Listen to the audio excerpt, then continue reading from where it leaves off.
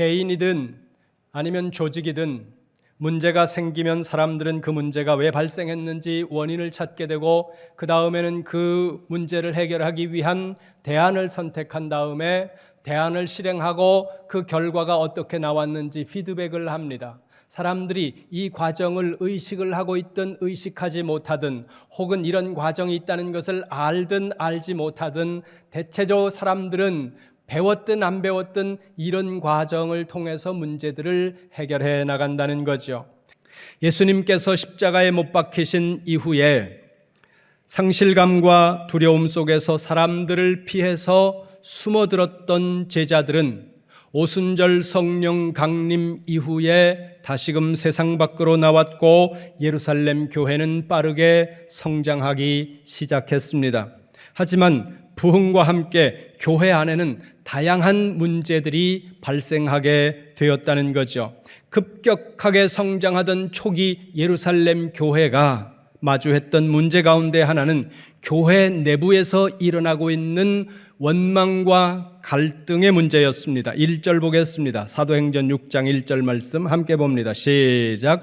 그때에 제자가 더 많아졌는데 헬라파 유대인들이 자기의 과부들이 매일의 구제에 빠짐으로 히브리파 사람을 원망하니. 아멘. 사도행전 6장에서 초대 예루살렘 교회가 직면했던 갈등은 아이러니하게도 좋은 일을 하는 그 계기가 갈등의 원인이 되었다는 사실입니다. 여러분 기억하시기 바랍니다. 예루살렘 교회는 이 땅에 있었던 존재했던 수많은 교회보다 매우 모범적이고 열심 있고 그리고 성령이 충만한 교회였습니다.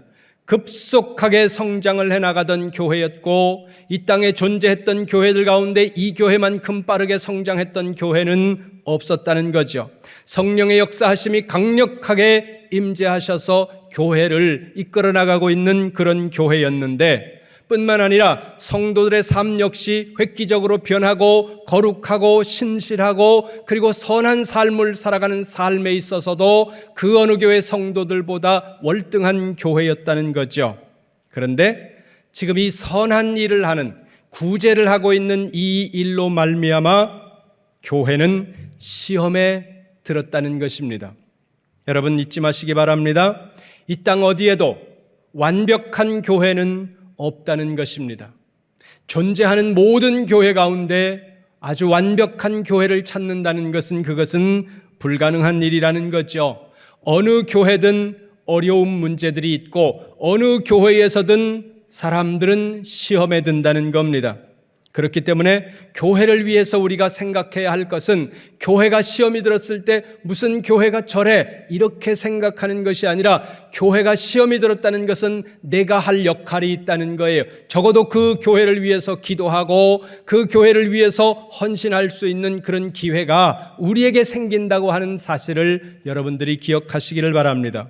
이 말씀을 교회를 어지럽게 만들거나 교회를 시끄럽게 만드는 그 사람들이 그 교회 안에 갈등과 시험이 있는 것은 당연한 것이기 때문에 교회를 시끄럽게 만드는 그 일은 당연한 것이다. 그러므로 죄책감을 안 가져도 된다. 이런 의미로 드리는 말씀은 아니라는 겁니다. 교회를 혼란스럽게 만들고 교회를 시끄럽게 만드는 원인을 제공한 사람이라면 적어도 그런 일들로 교회를 어렵게 만들고 원망과 불평하는 일에 동참했다면 회개할 일입니다. 회개해야 된다는 거예요. 다만 교회가 시끄러울 때 교회 내부에서 원하지 않는 문제와 갈등이 발생을 했을 때 시험에 드는 사람들, 그분들을 향해서 드리는 말씀입니다. 완벽한 교회는 없다는 거예요. 완벽한 교회가 존재하면 좋겠지만 완벽한 교회는 없기 때문에 교회의 부족한 부분을 보면서 원만하지 않은 부분을 보면서 시험에 드는 것이 아니라 그 문제를 볼 때 내가 더 기도해야 하고 우리가 더 힘써서 좋은 교회를 만들어 가야 되겠구나, 이런 사명감을 갖는 믿음이 견고한 성도가 되시라는 말씀입니다. 그렇다면 사도들은 예루살렘 교회 안에 발생한 이 교회의 문제들을 어떻게 해결했고 결과는 어떻게 나타났는가 보도록 하겠습니다. 1절 다시 봅니다. 1절 말씀 같이 봅니다. 시작.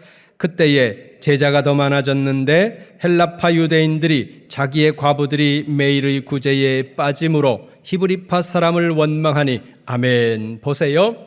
예루살렘 교회 안에 갈등이 발생하고 있는데 헬라파 유대인들과 히브리파 사람들 사이에서 발생하고 있는 갈등의 문제였다는 거죠. 그러면 이들은 어떤 사람일까요? 헬라파 유대인들은 로마의 각처로 흩어져서 살아가고 있던, 소위 말해서 디아스포라라고 하는 흩어진 유대인들을 지칭하고 있는 단어라는 겁니다. 아시는 대로 이들은 정치적으로는 로마이고 문화적으로는 헬라의 문화권 안에서 살아가는 사람들이었습니다. 그래서 이들은 성경을 봐도 히브리어 성경보다 70인용이라고 열기라고 하는 헬라어로 되어져 있는 성경을 보기가 편했고, 일반적인 간단한 대화는 히브리 말로 하고 있었지만, 그러나 아카데믹한 쪽으로 들어가게 되면 히브리 말이 본인들에게 불편해서 헬라 말을 사용하는 것이 이들에게 훨씬 편하고 좋아하는 그런 사람들이었다는 거예요. 따라서 이들은 문화적으로 헬라 사람들이었고 헬라 문화에 강력한 영향을 받았기 때문에 헬라 문화는 히브리 문화보다 매우 진보적이고 개혁적이었거든요. 그래서 이들은 다소 개혁적인 성향을 가지고 있는 사람들이었습니다. 이 헬라파 유대인 중에서 가장 유명하고 대표적인 사람이 사도 바울입니다. 반대로 히브리파 사람은 본토 안에 살았던 사람들입니다.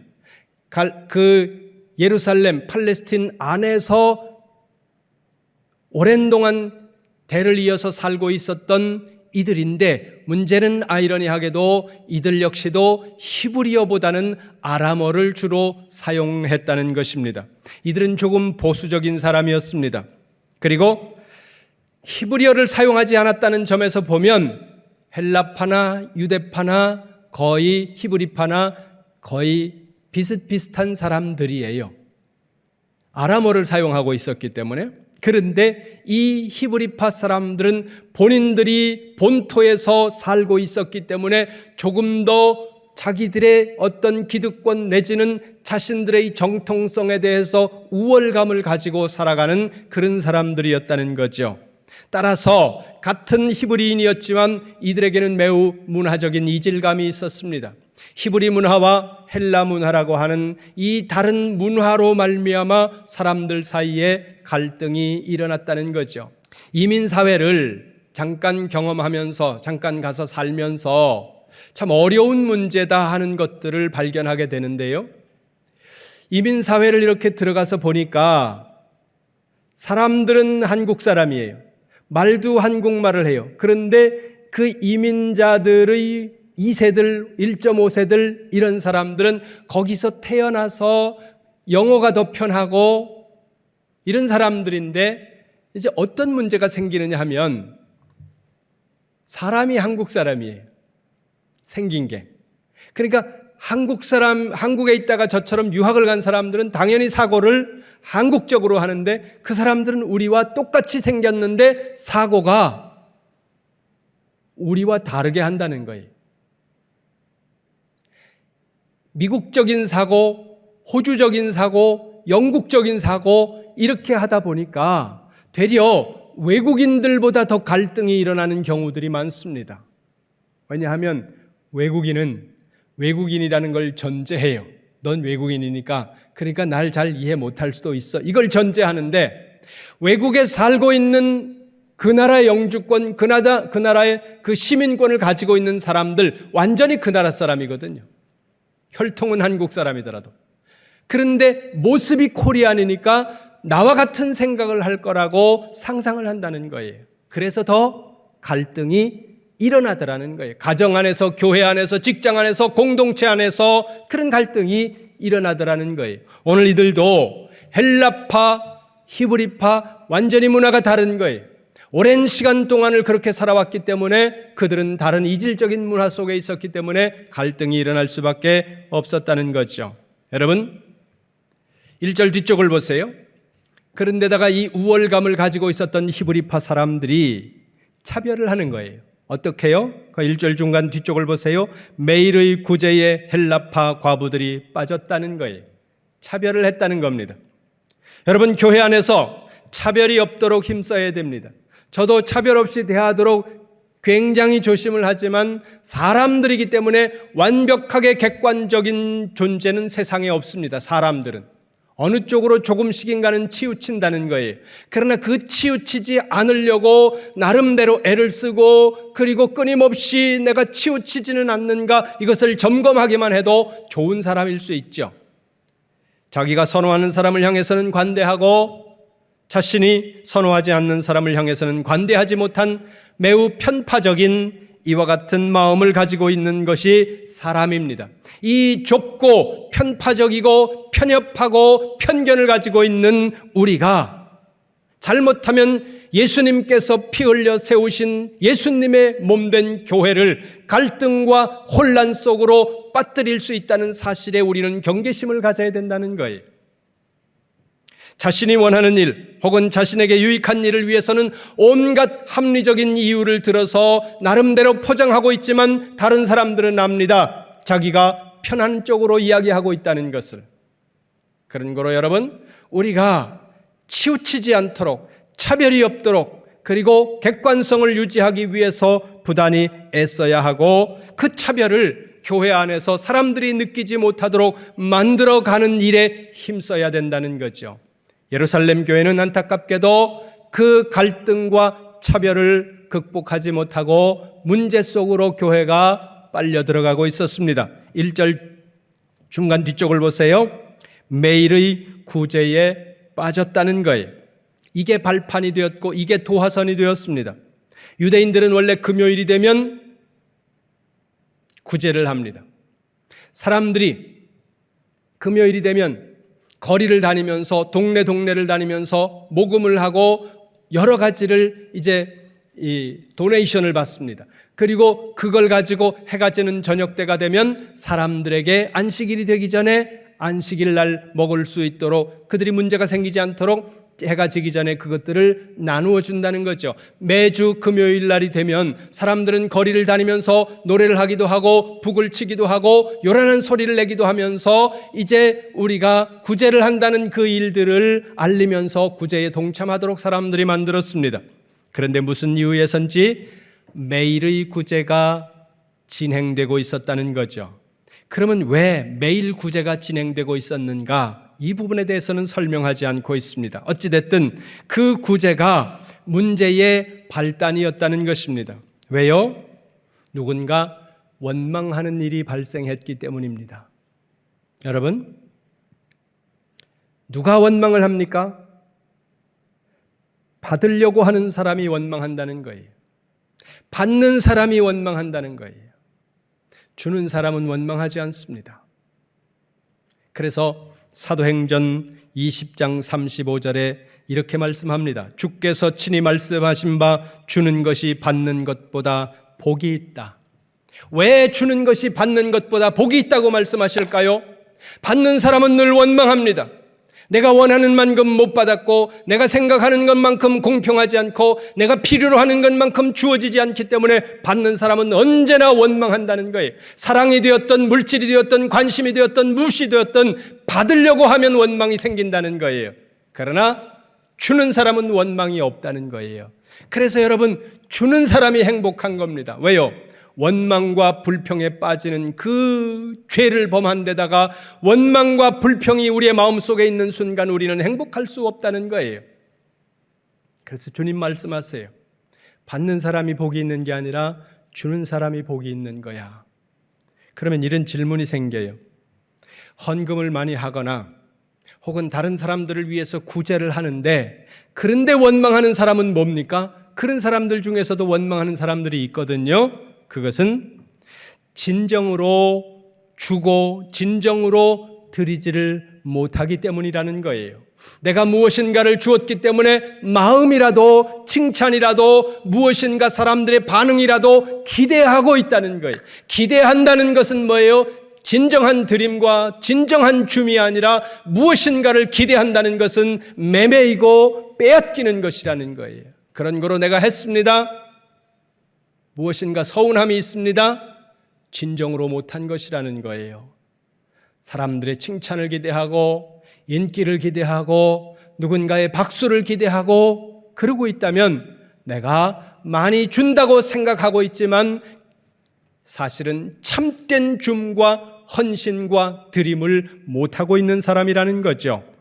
여러분, 진정한 드림과 진정한 줌으로 예수님이 말씀하신 것과 같이 더 복이 있는 여러분들이 되시기를 주님의 이름으로 축원합니다. 3절 봅니다. 6장 3절 같이 봅니다. 시작. 형제들아, 너희 가운데서 성령과 지혜가 충만하여 칭찬받는 사람 7을 택하라. 우리가 이 일을 그들에게 맡기고. 아멘. 사도들이 예루살렘 교회에 일어난 갈등이라고 하는 문제를 해결하기 위해 선택한 대안이 뭡니까? 3절 맨 끝을 보세요. 우리가 이 일을 그들에게 맡기고. 뭐예요? 일꾼을 세우는 것입니다. 일꾼을 세우는 것이 사도들이 초대교회 안에 일어난 문제를 해결하기 위한 대안이었다는 것입니다. 교회는 무엇을 위해서 일꾼을 세웁니까? 교회는 왜 일꾼을 세웁니까? 교회는 교회를 더 건강하게 만들기 위해, 교회는 교회의 일꾼들을 세움으로써 문제가 있다면 그 문제들을 해결하기 위해 일꾼들을 세워나가는 것이라는 거예요. 그런 거로 일꾼들을 세우면서 갈등하고, 일꾼들을 세우면서 다툼이 있고, 일꾼들을 세우면서 불평과 원망이 있다, 근본에서 잘못되고 있는 것이라는 것을 여러분들이 기억해야 된다는 것입니다. 2절로 갑니다. 2절 같이 봅니다. 시작. 12사도가 모든 제자를 불러 이르되 우리가 하나님의 말씀을 제쳐놓고 접대를 일삼는 것이 마땅하지 아니하니. 아멘. 말씀을 잘 보세요. 눈으로 보세요. 2절을. 뭐가 보이십니까? 다시 1절 보세요. 시작. 그때에 제자가 더 많아졌는데 헬라파 유대인들이 자기의 과부들이 매일의 구제에 빠짐으로 히브리파 사람을 원망하니. 아멘. 예루살렘 교회의 문제는 구제와 관련된 갈등의 문제였다는 거죠. 원망의 문제였다는 겁니다. 그런데 3절에서 일꾼을 세웁니다. 여기까지는 무리가 없죠. 그런데 2절을 보세요. 다시 보세요. 2절 시작. 12사도가 모든 제자를 불러 이르되 우리가 하나님의 말씀을 제쳐놓고 접대를 일삼는 것이 마땅하지 아니하니. 아멘. 보이시죠? 교회 내에서 구제하는 문제로 말미암아 갈등과 원망이 발생했습니다. 그래서 일꾼을 세우기로 했습니다. 여기까지는 이해가 되죠? 그런데 2절에 보니까 사도들이 정작 문제라고 생각하고 있었던 문제는 다른 문제를 얘기하고 있다는 거예요. 사도들이 얘기하고 있는 문제가 뭐예요? 거기 보세요. 사도들이 말씀에 집중하지 못하도록 만든 것, 이것이 문제라고 사도들은 생각했다는 것입니다. 정말 문제는 이 문제라는 거예요. 교회에 문제가 있다면 말씀이 바로 선포되지 못하는 문제라는 거예요. 교회에 중요한 것이 있다면 하나님의 말씀이 말씀으로 바로 선포되는 문제라는 거예요. 이게 중요하다는 거예요. 그래서 사도행전 6장 2절에서 사도들이 말씀합니다. 사도들이 말씀을 제쳐놓고 이 일에 집중하지 못하도록 만드는 이것이 문제다. 갈등도 문제고 원망도 문제고 차별도 문제고 다 문제예요. 그런데 그 문제보다 정말 중요한 문제, 교회 되모의 문제, 그것은 하나님의 말씀이 바르게 선포될 수 있도록 사도들이 말씀에 집중하지 못하게 만든 것, 이것이 이 교회의 가장 큰 문제라고 사도들은 인식했다는 겁니다. 오늘 우리로 말하면 교회에서 갈등이 발생했습니다. 그럼 어떤 일이 일어나느냐 하면 목회자가 말씀에 집중하지 못합니다. 그 문제 해결하기 위해서, 혹은 그 문제로 아파하는 사람들을 돌보기 위해서, 혹은 그 문제들을 해결하기 위해서 하는 과정에서 목회자들의 감정이 휘둘리기 때문에 말씀 가운데 더 바르게 집중하지 못하는 일들이 굉장히 심각하게 발생한다는 것입니다. 목사님의 감정이 휘둘리니까 자꾸 설교에 목사님의 감정이 들어가는 거예요. 말씀이 하나님의 말씀으로 온전하게 바르게 교회에서 선포되지 못하고 하나님의 교회에 와서 예배를 드릴 때 나를 향해서 주시는 사랑하는 하나님의 말씀, 때로는 책망하는 말씀이라도, 징계하는 말씀이라도, 하나님이 나를 향해서 주시는 말씀이라고 감사하게 받는 사람의 마음은 야단을 맞으면서도 행복하다는 거예요. 그러나 그렇지 않고 나를 친다고 생각하면 예배는 실패한다는 거예요. 교회가 갈등 속에 휘말리다 보면 하나님의 말씀이 하나님의 말씀대로 선포되는 일이 방해되고, 하나님의 말씀이 바르게 선포되지 않으면 교회는 교회됨의 의미가 사라지게 된다는 것입니다. 그렇다면 여러분, 이제 방향이 정해졌죠? 교회의 일꾼이 되면, 교회의 일꾼은 무엇을 하는 사람들입니까? 여러분의 자아를 실현하는 사람들이 아니라는 거예요. 교회 와서 여러분의 자아를 실현하려고 하지 마세요. 교회 와서 여러분의 어떤 의도를 관철시키려고 하지 마시라는 거예요. 모든 교회가 화목하도록, 그리고 모든 교회가 평안하고 모든 사람들이 교회 안에서 행복하도록 만드는 일에 여러분이 힘써야 되는데, 어떻게 힘쓸 겁니까? 여러분들이 죽음으로써, 여러분들이 짐을 지고 여러분들이 하나님 앞에서 눈물 흘리는 만큼 교회는 건강해진다는 거예요. 그리고 담임 목사님이 말씀에 집중하도록, 말씀에 집중하는 것을 방해하는 일은 없는가를 살피는 것이 교회의 일꾼들이 하는 일이라는 거예요. 오늘 이 말씀을 들으면서 목사님을 위해 달라 그러네, 이렇게 말씀이 여러분들 심령 속에 들어오고 있다면 여러분의 마음은 왜곡된 마음입니다. 여러분, 오늘 후보가 되신 분들이 있습니다. 그분들은 생각하셔야 됩니다. 무엇을요? 나는 우리 교회를 편안하게 만드는 사람인가? 여기저기 말을 나누면서 교회의 불평불만을 부추기는 사람인가? 나는 정말로 목사님이 말씀에 집중할 수 있도록 짐을 지는 사람인가? 아닌가? 여러분 스스로를 점검하시라는 거예요. 사도행전 6장 3절을 눈으로 보세요. 교회 일꾼이 갖추어야 되는 자격을 좀 더 구체적으로 말씀합니다. 거기 보세요. 성령이 충만하고 지혜가 충만하고 사람들에게 칭찬받고, 5절로 가보세요. 믿음이 충만한 사람, 그런 사람들이 교회의 일꾼의 자격이라는 거죠. 그들이 얼마나 오래 이 교회를 다녔느냐, 또 누가 나와 친하냐, 이것은 중요하지 않다는 거예요.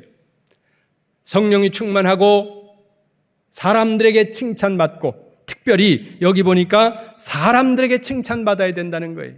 나는 하나님의 칭찬만 기대합니다. 탈락이요. 하나님 앞에만 충성하고 나는 사람 앞에 충성하지 않습니다. 잘못된 생각이라는 거예요. 하나님을 어떻게 섬깁니까? 사람을 섬김으로써 하나님을 섬기는 거예요. 사람을 외면하고 사람을 섬기지 않고 나는 오직 하나님만 바라봐, 잘못된 신앙이라는 거예요. 그리고 또 하나, 우리가 믿음이 있는 것을 그러면 어떻게 할 것인가? 믿음 있는 사람을 선택해야 되잖아요. 저 사람에게 믿음이 있는가 없는가 완벽하게 아는 것은 불가능합니다. 그건 하나님만이 아는 거예요. 어떨 땐 자기 자신도 몰라요. 그러면 사도들의 계획대로 일꾼을 세운 결과가 뭡니까? 거기 7절 보세요. 7절 시작. 하나님의 말씀이 점점 왕성하여 예루살렘에 있는 제자의 수가 더 심히 많아지고 허다한 제사장의 무리도 이 도에 복종하니라. 아멘. 한마디로 말하면 뭐예요? 예루살렘 교회가 왕성하게 부흥했다는 거예요. 여러분, 예루살렘 교회는 성령이 충만하고 부흥하는 교회였습니다. 그러나 교회의 문제도 생겼다는 거죠. 구제로 인한 갈등과 원망이 예루살렘 교회가 당면한 문제였습니다. 하지만 사도들이 더 심각하게 인식한 문제는 사도들이 말씀에 집중하지 못하는 것이 더 심각한 문제라고 인식을 했다는 것입니다. 12사도는 어떻게 해결을 합니까? 일꾼을 세우는 것으로 문제를 해결해 나갔다는 거죠. 사도들이 말씀에 집중하도록, 말씀에 더 깊이 들어갈 수 있도록 일을 감당하고 교회를 평안하도록 유지하는 일을 했다는 거예요. 그 결과가 뭡니까? 예루살렘 교회가 더욱더 건강해지고 예루살렘 교회가 놀랍도록 부흥하는 일이었다는 것입니다. 예루살렘 교회의 일꾼들과 같이 믿음과 성령과 지혜가 충만하고 사람들에게 칭찬받고 교회 안에서 여러 가지 일들을 감당할 뿐만 아니라 담임 목사님이 말씀에 집중할 수 있도록 만드는 그런 일꾼들이 세워지고, 그 일꾼들을 통해 우리 이름교회가 더욱더 놀랍게 부흥하는 역사가 일어나기를 주님의 이름으로 축원합니다.